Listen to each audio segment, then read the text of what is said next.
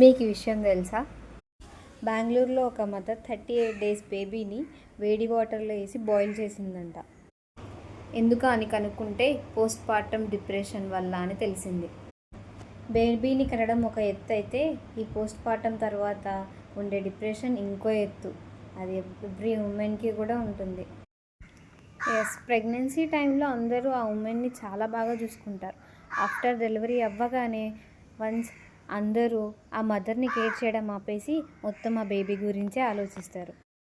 పైగా వచ్చిన చుట్టాలంతా ఇంటి బాబు అలా ఉన్నాడు, పొట్టిగా ఉన్నాడు, చిన్నగా ఉన్నాడు, బక్కగా ఉన్నాడు, కళ్ళు చిన్నగా ఉన్నాయి, ముక్కు పొట్టిగా ఉంది, మూతి చిన్నగా ఉంది, బ్లాక్ ఉన్నాడు, వైట్ ఉన్నాడు అని లేనిపోని చెత్త మొత్తం వాగేసి వెళ్ళిపోతారు. కానీ అక్కడ డెలివరీ అయి పడి ఉన్న ఒక ఉమెన్ని మాత్రం అసలు ఏమీ అడగరు.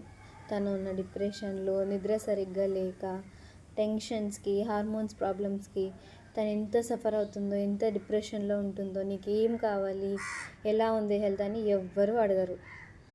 హాస్పిటల్లోనే కాక మళ్ళీ ఇంటికి వచ్చేసి పాలు పడుతున్నాయా, బెడ్ పైన పడుకుంటున్నావా, కింద పడుకుంటున్నావా, లేకపోతే బయట తిరుగుతున్నావా, చెప్పులు వేసుకుంటున్నావా, ఇలాంటి పిచ్చి పిచ్చి క్వశ్చన్స్ అన్నీ వేసి తనని ఎమోషనల్గా వీక్ చేస్తున్నారు.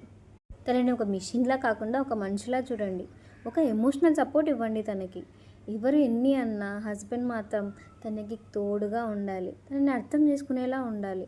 తనే మాటలంటూ వాళ్ళ మాటలు వీళ్ళ మాటలు విని తనే మాటలు అంటే ఇంకా తను ఎమోషనల్గా చాలా వీక్ అయిపోతుంది.